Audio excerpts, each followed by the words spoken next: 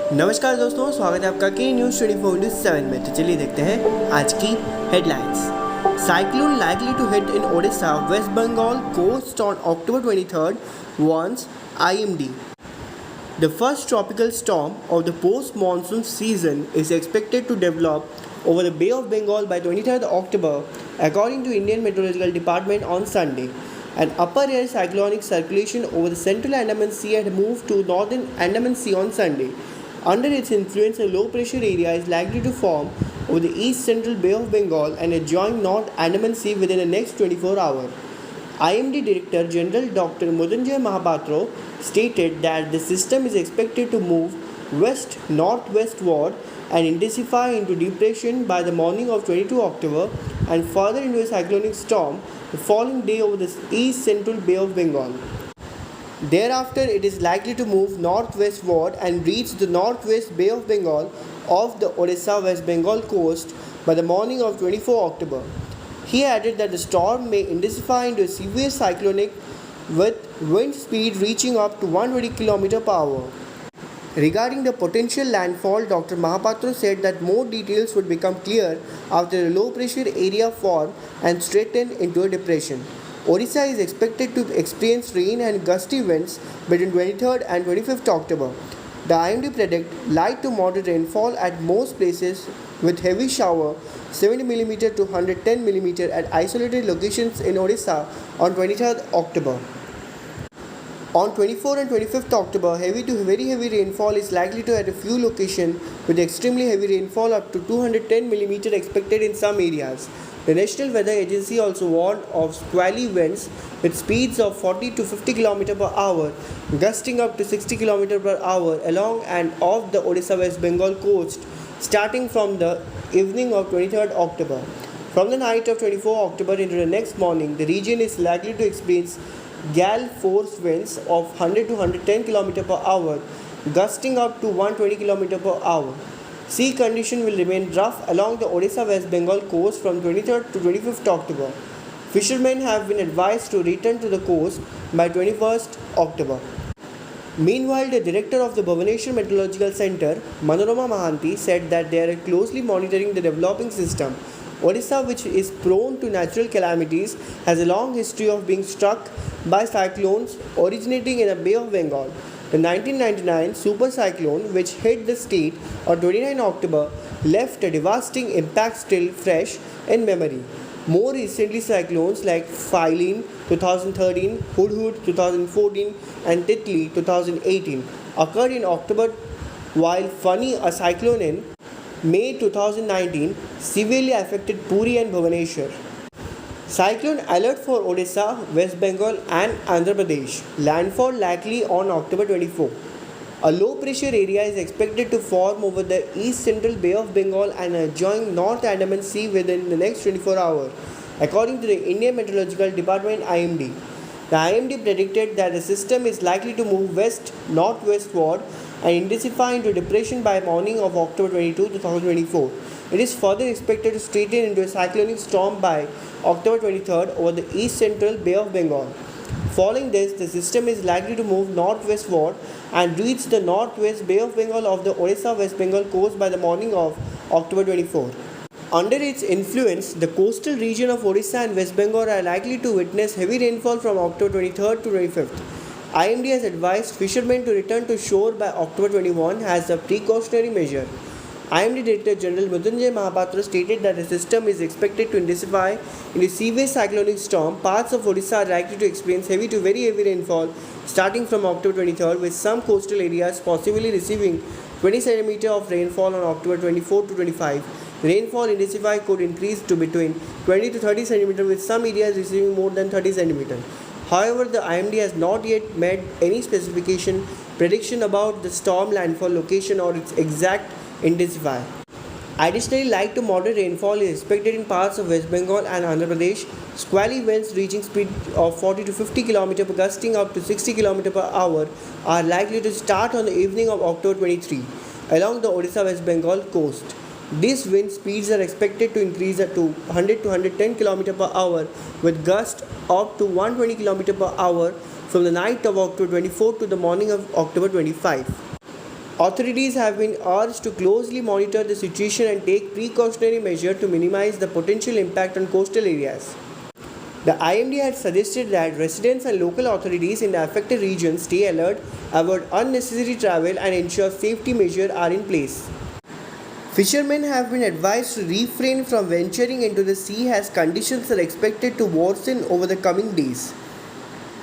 Iraq's Kurdish region votes amid flagging economy political infighting.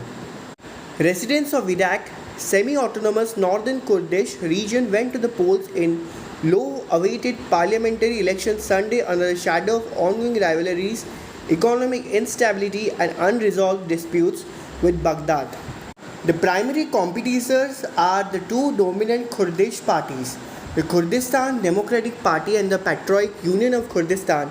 Historically, these two parties have controlled different parts of the region, with the KDP overseeing Erbil and Dohuk and the PUK governing Suleimania. The division has frequently led to political deadlock. The parliamentary elections, originally set for 2022, were postponed several times amid disputes over the election law and procedures. Ministry of Interior Personnel and Peshmerga Forces, the regional military, voted in special elections Friday with the general public voting Sunday. In Friday's special election, the KDP secured significant lead, capturing 60% of the votes, while the PUK got around 30%. The New Generation Movement, an opposition party that has seen a gradual rise in support, garnered 5.3% of the total, up from 3% in 2018. In that special election, the KDP garnered 40% of the vote and the PUK 28.5%.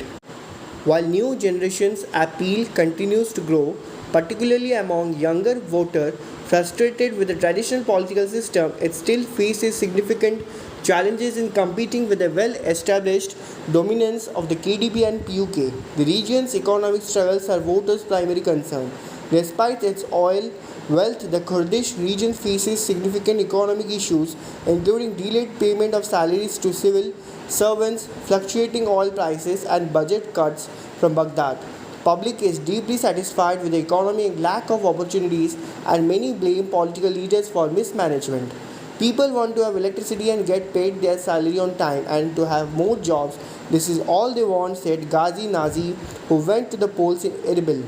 Corruption is also among the central issues in the election. For years, the regional government has faced allegations of nepotism, lack of transparency. Many voters, particularly in the younger generations, are calling for reforms to address these concerns.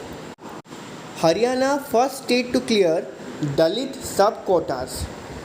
Chandigarh, Haryana will implement a panel recommendation dividing the scheduled caste SC community into two groups and apply sub-quotas, Chief Minister Nayab Singh Saini announced on Friday, making the state India's first province to put into action into the Supreme Court's landmark verdict on sub-classification of Dalit reservations.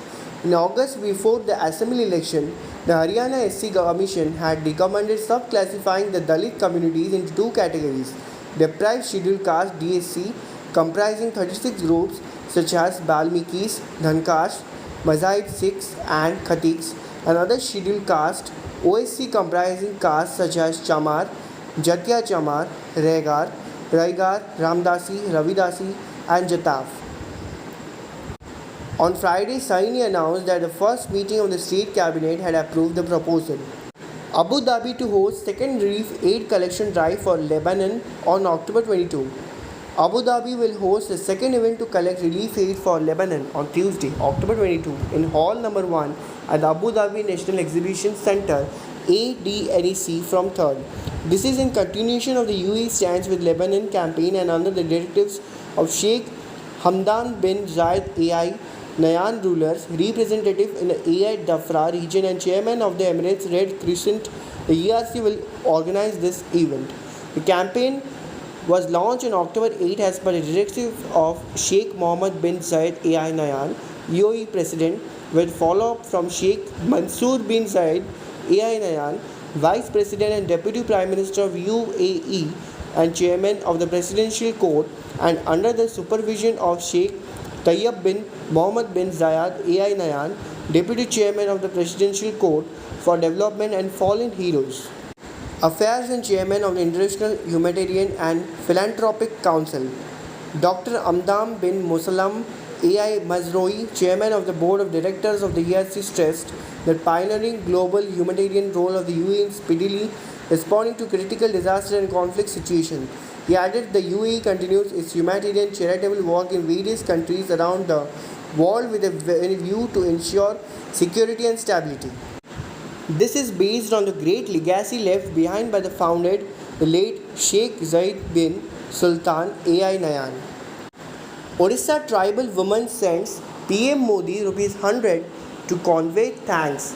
He responds, blessings from Nari Shakti inspired him to keep working to build a Vikshit Bharat. Prime Minister Narendra Modi said, responding to a heartfelt gesture to the tribal woman in Odisha who handed over rupees 100 to BJP leader to convey thanks to PM Modi.